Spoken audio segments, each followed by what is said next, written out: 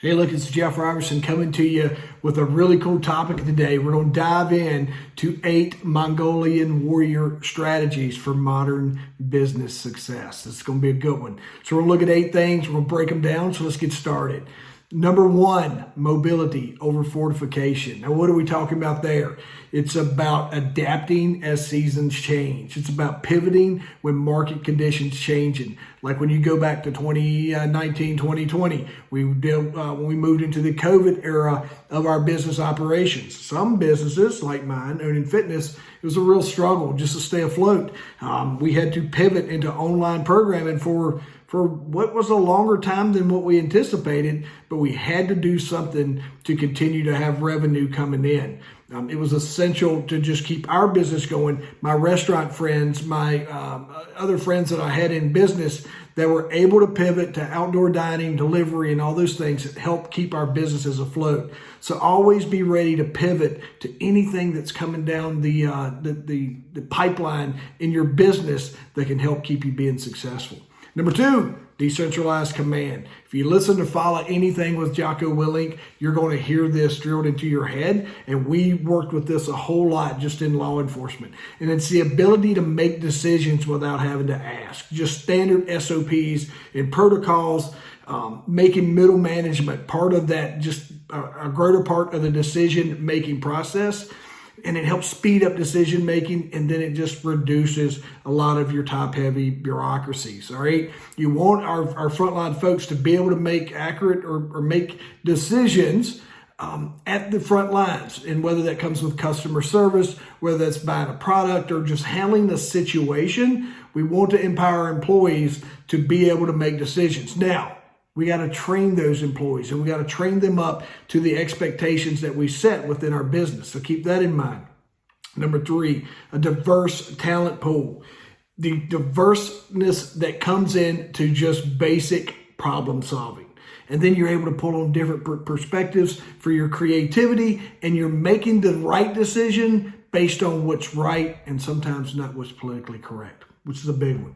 Number 4, strategic alliances. Your network is your net worth sometimes, especially in a lot of the businesses that I work in, is just a referral or someone who says, hey, yeah, he knows what he's talking about and he can deliver excellence. That is a big deal.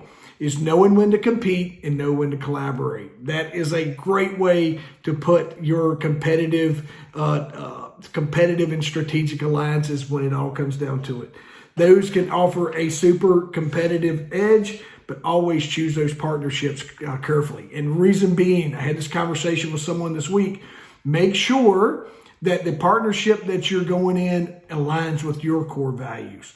Make sure that it's not going to damage your brand. Make sure that the partnership that you're entering is beneficial for both. Because a lot of times in business, you'll find in those strategic partnerships, everybody's got to win. All right, number 5, big one, disruptive innovation. Just not content. I remember back in my early days, I had a partner, and he and I committed to doing everything differently because the message was always presented to us. Like, why do we do it like this? That's because it's the way we've always done it. Why do we do it like this, Jeff? Because it's the way we've always done it. We stopped, we started, that was the answer we was given, we figured out a new and a better way to do it. That was just a huge deal. Is just don't rest your success and where you're going progress wise on just being status quo. That can get us in trouble. Investing in R&D technologies, depending on the business. But the biggest thing that you can say on that, and no matter the business, is focusing on the coming trends, knowing what's getting ready to change. Wouldn't you like to have been a outdoor tent owner when in about January to February of 2020? Wow, right? So keep that in mind. But just in a conversation I had with a business friend of mine today, I was like, hey man, you are killing it with your product line and everything you're doing, but what are you doing next? What are you innovating? What are you developing that's going to help change this industry? So always be looking for that next great thing. Be willing to pivot and adapt. And my mentor, Boardroom, and he'll tell you, I've worked with him through my fitness franchise at Fit Body Bootcamp. That's one of the biggest things he always talks about is pivoting when you need to and knowing when to pivot when you're going down that wrong path or when that money's starting to dry up or like with us during COVID, going back to that is during fitness is not being able to operate. Easily we could have threw our hands up and sat at home, but we knew we had our businesses that needed to survive. So we pivoted into that online program. Number 7, psychological warfare, right? It's not quite what you think in the business model, but it's knowing your customer. It's knowing how your customer, their purchasing habits, their interest, getting to know their forwards. It's something I've used that was taught to me. It's out of a book. I can't remember the author, but it's not mine. Family, occupation, recreations, and dreams. Those are the 4 things that you need to create a customer for life. Is when you know their family, you can talk to them about their when your customer comes in, it's like, oh, hey, how's Bob doing? Or how's Katie doing? How's the kids? Are they still in sports?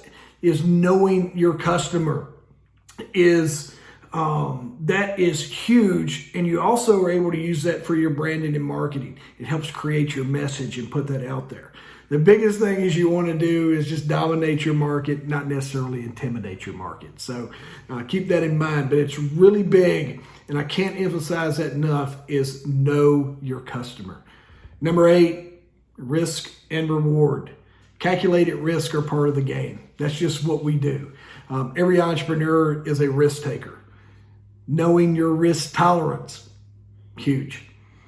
And then always evaluating your ROI. So that is what we call the 8 Mongolian warrior strategies for modern business success. Now you can read this on my website, www.rabison.com, and that's RABASON.com. If you like this, be sure to give me a follow.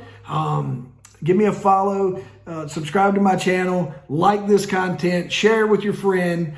Call 2 friends, let them know, hey man, there's this crazy guy talking about Mongolian strategies on YouTube. And if you got questions, head over to Instagram and shoot me a direct message. I'll create whatever conversation we need to have to unpack where you're struggling in business. So keep that in mind as well. I work in the personal development, the leadership development, and the team building space. So if I can help you, make sure you connect with me. Until next time, friends, take care.